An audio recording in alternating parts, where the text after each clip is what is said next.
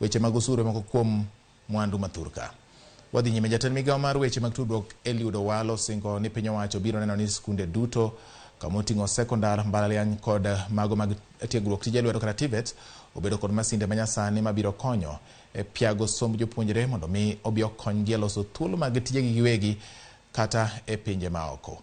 Owalo medo ni piny owacho biro makore kod joket mwandu mawuok e pinje kata migepe mopogore opogore mag ji giwegi mar konyo e yawo mbui mar Wi-Fi maromo 25,000 e pachoka kaka yor bero weche mag tudruok e pachoka, gino mabiro kelo omenda e ofuke mag rowere kendo jiwo dongruok margi duto, ka owacho ni kata owacho magi seche mano yawo ayanga kuonde mag somo ka itiyo kod masinde manyayo lony manyasani mong'ere kaka laboratory e sikund sekondar gi mbalariany ma Maseno e gwenge ma Kisumu.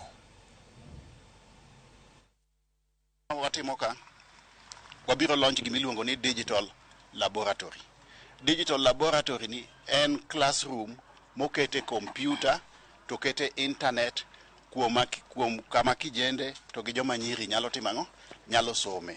Kawuono Nyanza ka wadwaro launch digital laboratories gi adek.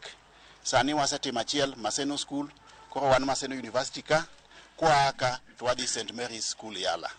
Gimomiyo watimo ma wadwa ni nyithindwa mondo yud somo mar kompyuta.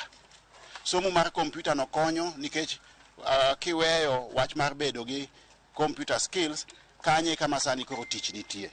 Tich mani bete godo e office chon ka ng'ato deta icha en koro sani odok mathin.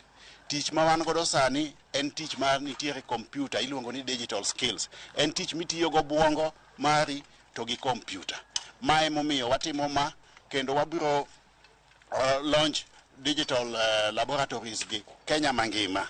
Wadwa dhi piny nyaka e ward ka ward Kenya ka wabobet gi gimiluongo ni digital hub ma kijende wa mosebedo ka randa kor gweng' maonge tije kanye ma gibiro dhi tipuonjo gi computer skills to gibiro tiyo kanyo. Wang'e kaka wadhi yudo tich kaka sirikal, wabiro tudre gi kembe madongo mag computer to miyo kijende wa gi tich. Koro inyalo bet ni ne kor gweng' titi Amerika, ok ochuno tinde ni nyaka iwuoth dhi nyaka Amerika kucha kidhi timang'o kidhi tiyo kucha.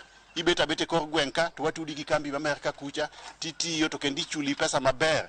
Pesa michuli no ichuli e dola, ok Kenya shilling. Kijende wa gibo yudo pesa ma ginyalo konyre go gin giwegi, ginyalo puonjo godo owetegi gi nyimine gi mathindo kendo ginyalo konyo godo jonyuol bende. Mano